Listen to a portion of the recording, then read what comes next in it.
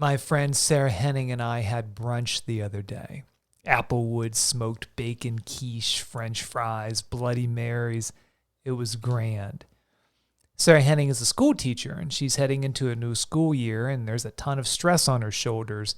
She runs her department and has no idea how she's going to pull off teaching classes, finding teachers for her department, and ensuring the kids have another great school year. Sarah Henning told me, "I'm keeping my expectations really low right now. I just want to have the confidence of a mediocre white guy." I love it. As a white guy, I totally understand that I can take certain things for granted. I don't have to deal with certain biases against me, which could undermine my confidence. But here's the thing. I've been riddled with self-doubt my whole life. Where it came from, who's to say? All I know is, whenever I step outside of my comfort zone, which is like a really small little circle, a negative voice inside my head says, "Who do you think you are? You can't do this." That self-doubt used to paralyze me. The self-talk used to keep me stuck in bad relationships and bad health, bad business opportunities.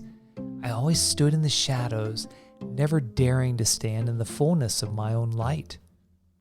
If you want anything great and beautiful in your life, it means meeting your doubting thoughts, working with them, overcoming them.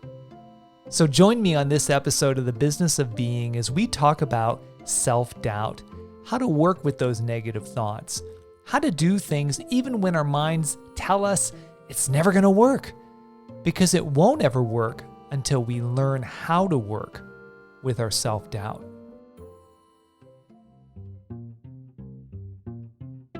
This is The Business of Being, a podcast about the intersection of life and business, how the inner work of being prepares us for the outer work of doing and succeeding.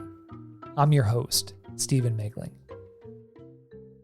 My guest today is Joel Morgan. Joel is described as sounding like Dax Shepard, big-time podcast host, and thinks like Gandhi. Pretty cool description, huh? Joel guides people and organizations in solving big problems through coaching, leadership development, and facilitation. But Joel's most challenging audience is me. He's one of my closest friends, so he's borne the brunt of hearing me talk about my long-term relationship with self-doubt, which is why I wanted him to join us today. And stick around after the discussion. I want to share my way of overcoming self-doubt. It involves placing 22,000 sticky notes around my house and my office to remind me what to do when self-doubt kicks in.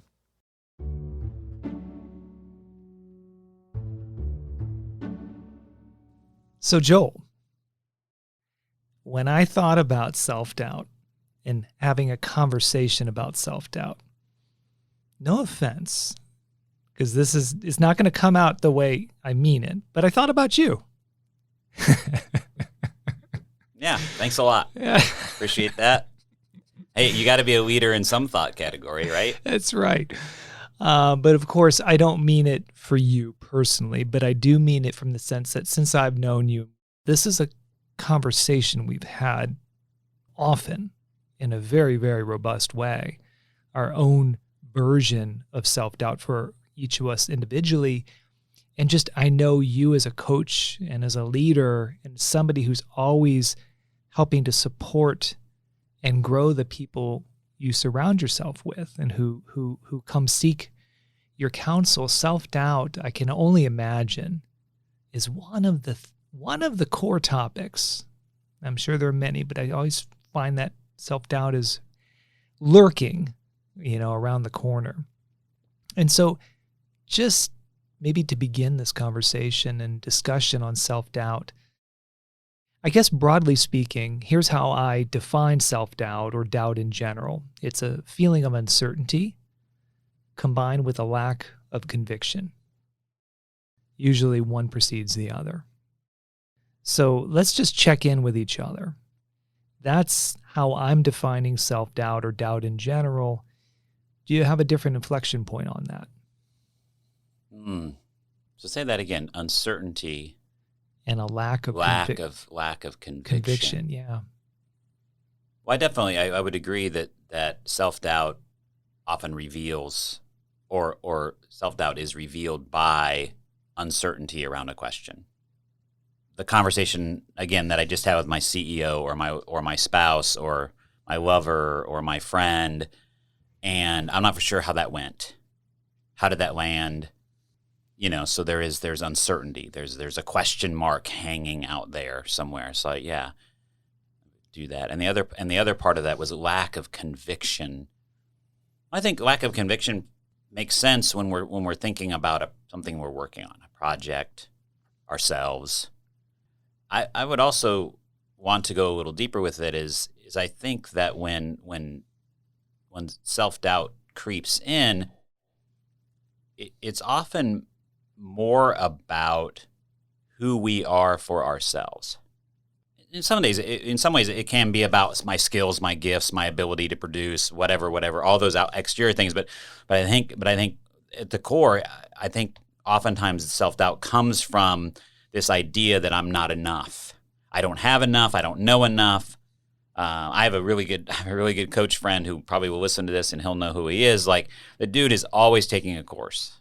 And he's a learner. Like he wants to he just wants to know, and he's just interested in everything. And I love that about him.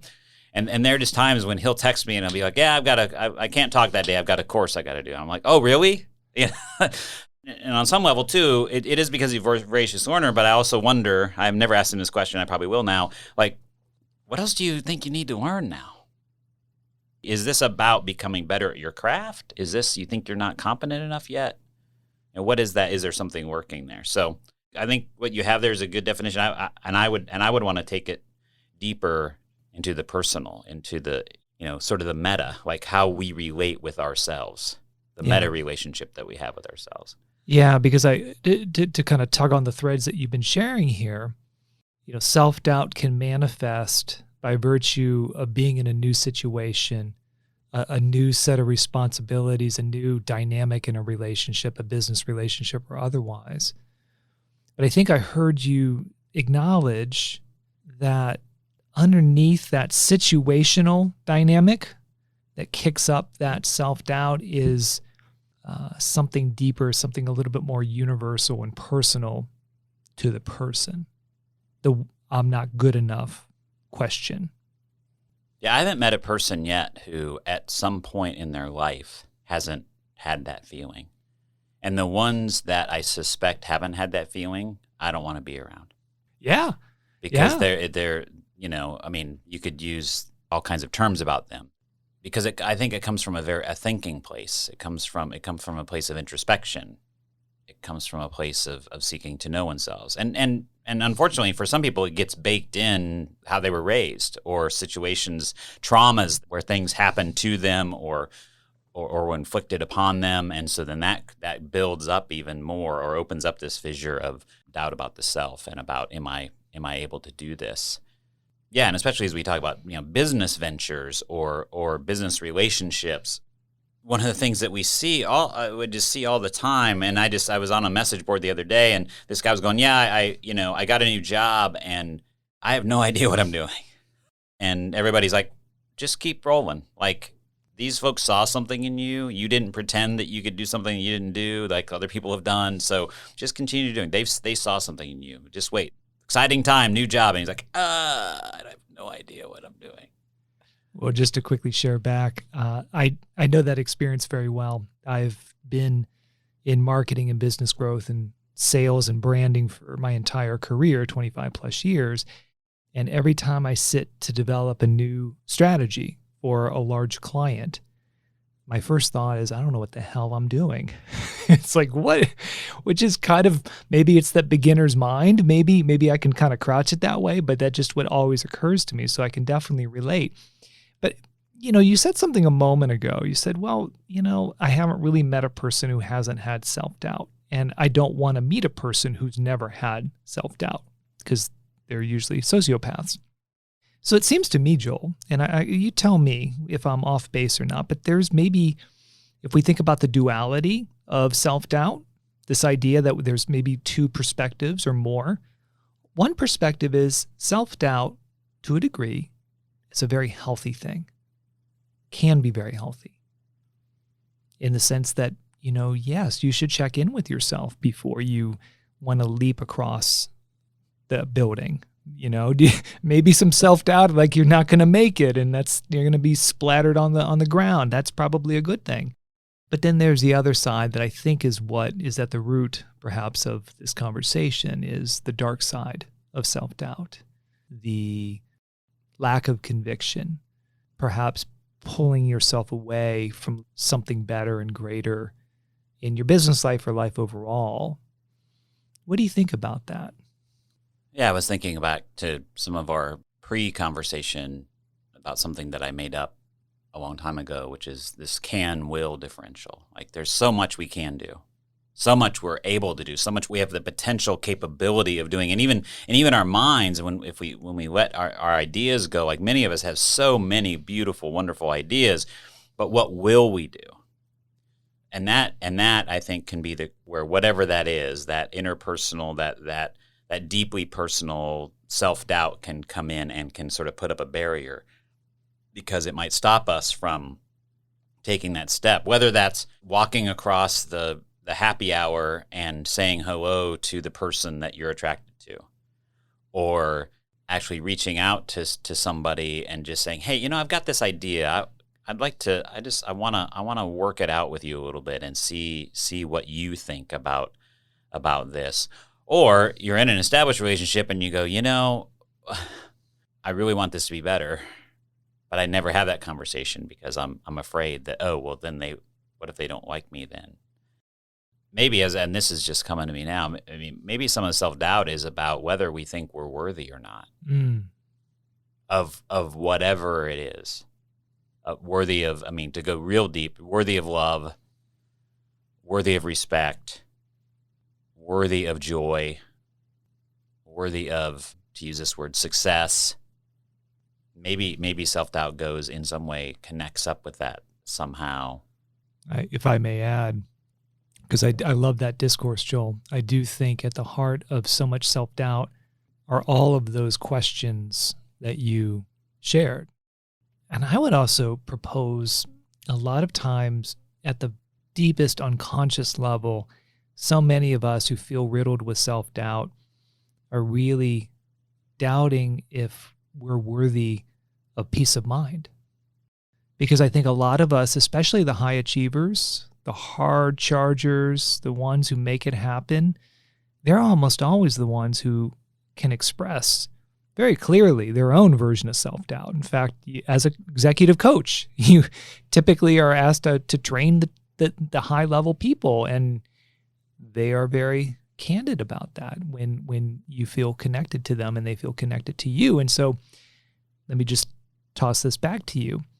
If perhaps sometimes we have a doubt or a self-doubt that we're worthy of peace of mind, it can keep us spiraling in that fear-based thinking that if I'm not constantly looking over my shoulder or looking ahead, then I'll lose my edge. I'll take my eyes off the prize. I don't know another way to live without this chronic set of self-doubting questions. Yeah, because we've been taught that who we are is what we produce. That's where our worth is what we produce. It's the numbers in the bank account.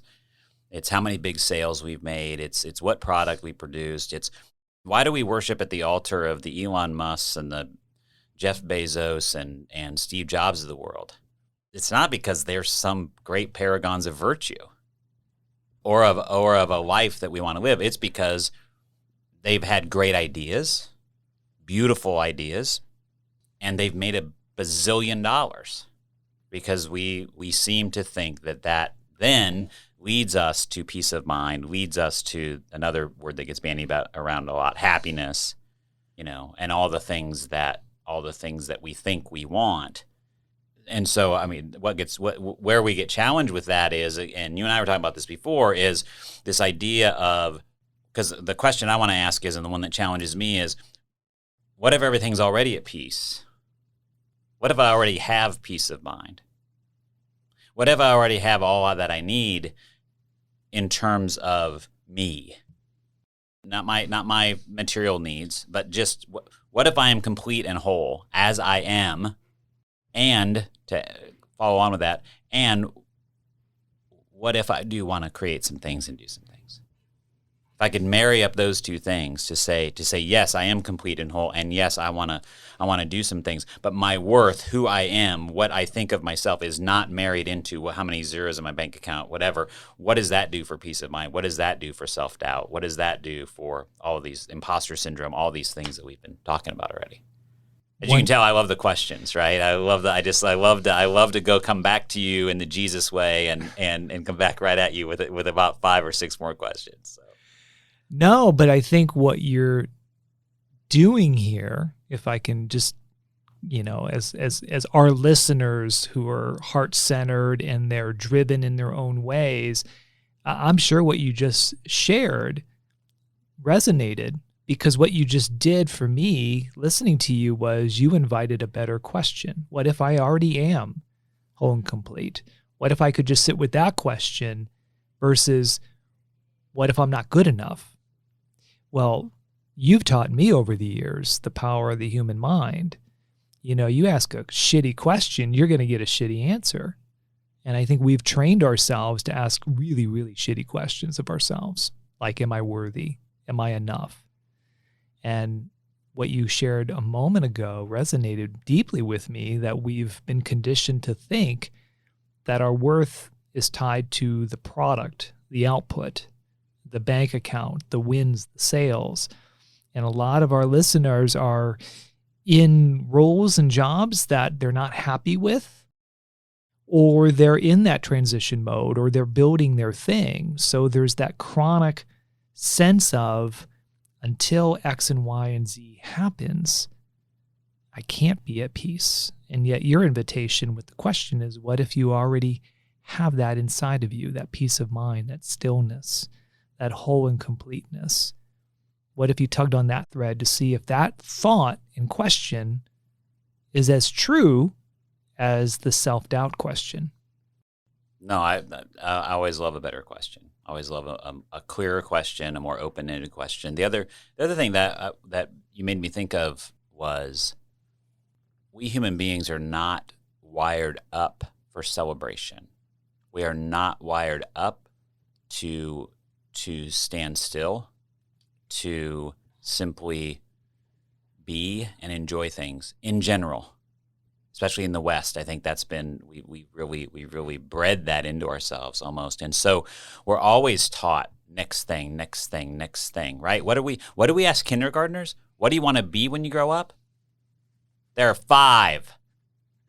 How about, you know what I want to be? I want to eat some crayons or whatever. They're probably 5-year-olds are past eating crayons probably, but I want to play in the sand, and I want to race my little cars or whatever it is. Yeah, maybe I want to be a firefighter. Maybe I want to be but we're always saying what's next, and then we get into, so then we move, right? What is real estate driven on? Location. What is location driven on? For people who have children, location is driven on what school system are you in.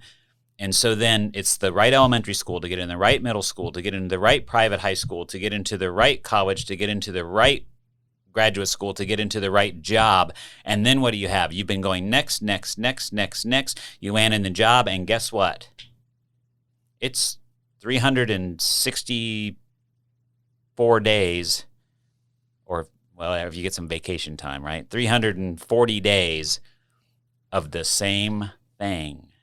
Over and over and over, and there isn't a what's next necessarily. There is the work that you're doing, yeah. And so we create the what's next, and so we're just not very good at being, and that doesn't create a good situation for the core of who we are. And I feel like I'm hesitating today to use the word soul, just because there's so many words for this, for that, and I don't want to just pigeonhole into something. But soul, spirit, Quakers would call it the inner teacher, the Holy Spirit, the whatever it is, that our conscience, whatever it is that's the core of us, that I think that it seeks the best for us, and it's already, if we seek it, it is at rest, it is at peace, it is at wholeness. But it's, as Parker Palmer would say, the soul is shy.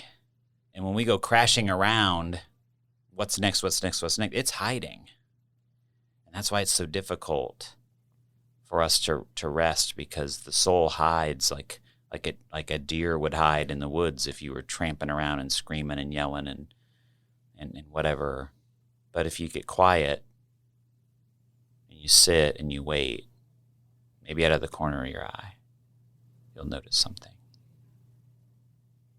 You'll see something you haven't seen before. And it might not have to do with what's next, but it might also help you. That's the interesting, dual part of that. As I have gone on my recent journey, as I, in incremental ways, begin to trust that more, I have begun to see things a little more clearly, and what's next, while not becoming super clear, is much less scary. Because I'm centered and I'm here and I'm, so self-doubt. Because I'll be completely honest. I don't know that I've ever doubted myself. I've always had the capability to do whatever it is I want to do. Now, did I do it always? No, because I don't think it was self-doubt that stopped me. I think it was more of fear of failure. That wasn't self-doubt. I was afraid I would crash and burn. And then I think the other part of it is then people would think badly of me. So there's that. That's a whole other discussion. But well, and if I may, two things. I think what you just hit on for me is the idea that self-doubt has many masks. It looks like many different things, many different stories that we tell. And I want to come back to that beautiful sharing you just gave to us, where you linked this notion of the question that drives so much of our self-doubt, which is what's next? What's next? What's next? What's next? What's next? Okay, accomplish this, and because we don't reward celebration in our culture, we move on to the next thing. What's next? What's next? What's next? But inherent in what I'm just hearing from you is another question, Joel's fabulous questions, which is a better question to ask when you are self-aware of self-doubt, which is, in my way of asking it, instead of what's next, what is here for me right now? Yeah, what's now? Yeah, better. What's now? What's now? Yeah. And I would always invite anybody to provide yourself the grace to just sit, even in that discomfort. Because in my experience, Joel, and I know in yours, there's a time where the storm comes through us and it's raging. And if we just wait, the storm starts to recede, as long as we don't hold on to the storm clouds. Yeah. Yeah, earlier I was talking about my teacher, Pema Chodron, and her talking about precision and gentleness and letting go. And part of what you just described is that, right? Like when the storm comes, like, what is this storm? Let's talk about it with precision. What is this actually? Not the story that we're telling around it. What is this actually? And then gentleness, the story that's there, how can I be gentle with it? Can I be gentle? Can I be gentle with myself? And can I hear the judgment inherent in that storm? And can I let it? Can I just be gentle with it? And then the letting go. Can I let it move through? Can I let it move through? That's in Buddhist meditation over and over and over and over and over again. Meditation in general is about the letting go. It is about letting things pass through, not forcing it through, not trying to clear your mind, not doing anything, but just noticing, seeing what's there, being precise about it, being gentle with it, and then letting it move through. So many people are like, well, I can't control how I feel. Well, you can control how you feel. You can. You can make yourself laugh at a funeral. People do it all the time. you can change how you feel, and you don't have to hold on to the feeling that you have. That's the other thing is we think that feelings come and that they're just lodged there and they're never going to change. They're never going to move. They always move. Something happens to someone in your next to you in your cubicle and they start to cry. If you don't go over there, they are not going to cry for the next 7 days straight. They will stop crying. Same with laughter. Something funny happens. I mean, do people just maniacally laugh for 24 hours? No. Things move and change, and I love that storm analogy, right? It does. It moves through, and it can be a rough son of a bitch, right? It can be hang on for dear life. I mean, don't hang on the storm, but just batten down the hatches, grab it by the right handles, hold on. But then it's going to move through. And then oftentimes, again, metaphor, right? The sky is clearer after the storm. If we're able to notice it. Yeah. If we ask that question, what's now? Yeah, what's now? What's now? Yeah, one of the journeys that I've been on recently is in thinking about my ancestry, and part of my heritage is Native American through 5 or 6 generations ago, a French fur trader who married into a number of different tribes. And one of the things that I've explored and that I've identified is, so he ended up being buried on the Rosebud Indian Reservation in South Dakota, which is where my people are. And he was a French fur trader. He ends up being buried in a native burial ground. And one of the things I've been thinking about is he in some sense belonged everywhere and nowhere at the same time. And then I started to think about that because that's how I've always felt. I felt like, well, I belong everywhere, but I don't belong anywhere. I don't feel at home anywhere. But then I wrote it up on a whiteboard. Belonging everywhere and nowhere. Well, here's the little mind trick, right? What does nowhere, when you look at it differently, say? Now, here. Belonging everywhere and now here. That's been a huge insight for me. Wow. And it goes back to your question. Yeah. What's now? What's now? Well, Joel, I want to honor you. I've known you as a dear friend for many years.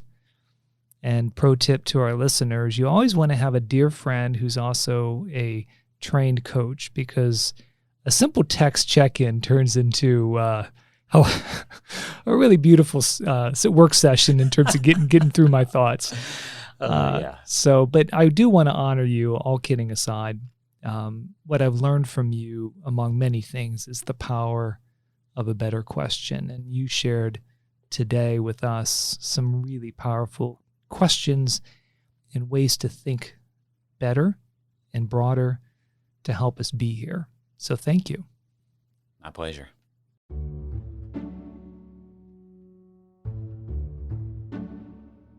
I respect people who bring their vulnerability to the conversation, and that's Joel. Joel isn't just quoting from a business guru's new book. He's effective in coaching and consulting because Joel has done the work. If you want anything great and beautiful in your life, you'll need to do the work too. That often means meeting your doubting thoughts, the doubting thoughts that you're not enough, that you won't succeed, that it won't work out. Those thoughts are normal, even if they sting. Doubting thoughts often means you're aiming at something great, something juicy, but to get to that desired future state requires working with self-doubt. That's why I want you to write a mantra to remember the next time the little voice in your head says, "Psst, hey loser, might as well give up now. It'll never work out." Ignore that asshole's voice and write this mantra down. Then repeat it. Do not doubt. Do not doubt. I don't mean don't have any doubts. It's like trying not to imagine a pink banana. You can see a pink banana in your mind's eye right now because your mind is very gifted. But the mind can be an asshole only because it wants to keep you safe. That's the mind's job, to keep you safe. So when your mind thinks you're at risk of embarrassment, failure, defeat, it's going to say to you, "Hey buddy, what are you doing? Let's stay in our safe zone." So what do? get swept away by self-doubt or stay stuck where you are? No, no way. Instead, do not doubt. What do I mean by that? Do something to advance on your goal, your project, your desired dream. Take action, even if it's a small step. Do not doubt. Otherwise, you'll get caught up in your mind's siren song to sail into the rocks of despair. And haven't you noticed that when negative self-talk kicks in, that self-talk just piles on? So instead of getting thrashed by the mind's jibber-jabber, just do not doubt. Putting together this podcast has pressed all of my self-doubt buttons. What if my content stinks? What if nobody listens? What if I'm not as clever and helpful as I think? My mind, like your mind, throws out these doozies constantly. So should I give in to self-doubt, tell my podcast producer, Sir Isaac, I had a change of heart and I'm throwing in the towel? Hell no. Instead, do not doubt. Do something. For me, it means rewriting these scripts until I have something worthy for you to enjoy. Do not doubt means recording these scripts until I don't sound like I have a mouthful of marbles. It also means sending drafts of the episodes to trusted friends and mentors for honest feedback. And yes, the self-doubt voice was in overdrive when I got feedback on my first attempts at these episodes, which was, to put it politely, very constructive feedback. But I was doing, despite the doubt. And as long as I kept doing, I was focused on taking action, not giving in to the self-doubt. What am I trying to say here? When you're riddled with self-doubt, do something, take an action, make the thing better, ask for help, practice, refine, improve. Do not doubt. When you want something big and beautiful for your life and your work, it comes at a price. And that price is meeting your self-doubt in your mind's dark, desperate alleys. Don't argue with self-doubt, don't defend yourself, and for God's sake, don't believe that asshole in your mind. Do not doubt. Do something, take an action, then another action, and then another, over and over and over again. Now it's your turn. Write the mantra down and put it on your desk, on your mirror, inside the fridge, on your pillow. A constant reminder. Do not doubt. Sometimes self-doubt is a form of wisdom. It tells you you might need to get better before you can expect better results. But most of the time, self-doubt's sole purpose is to keep you safe. But you want more, and you deserve more. So do not doubt. And the more you do, the closer you get to your prize. And when that happens, you'll start to think, hey, I might just pull this thing off. You might realize you've developed skills, tenacity, pluck. You might even realize you're pretty damn good at the thing you'd first doubted you could ever do. Look at you. And you know what? Those doubting thoughts, they quiet down.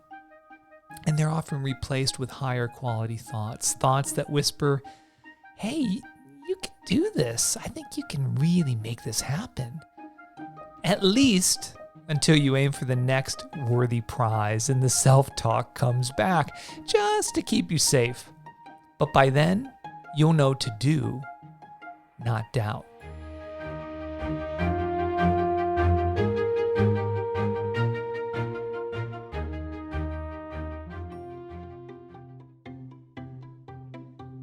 The Business of Being is a production of Band of Misfits, your business life mentors.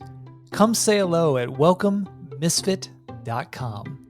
And while you're there, grab your copy of Misfit Mail, microdoses of inspiration and insights to help you navigate your business life journey. The show's executive producer is me, Sir Isaac Smith. We want this show to help as many people as possible on their business life journey. Would you help spread the word? Share this episode with a friend on social media, and please leave us a review. Every little bit helps. It certainly does. And Sir Isaac, I'm curious, what's one thing that you're grateful for in your business life right now? I get to say something that I've never been able to say before. I love my job. That's the dream right there. But I genuinely love what it is that I do, and it's been such a long time since I've ever been able to say that. Podcast production is where it's at for me. Oh, that's great. What a wonderful thing. And I know certainly at Band of Misfits, that's our intention, is that everything that people do, it's work that they love, that they find purpose and meaning and value. So I love that. Well, why don't you take us home, Sir Isaac? For show notes, links, and behind-the-scenes shenanigans, visit welcomemisfit.com and click podcast. Until then, don't fit in, stand out.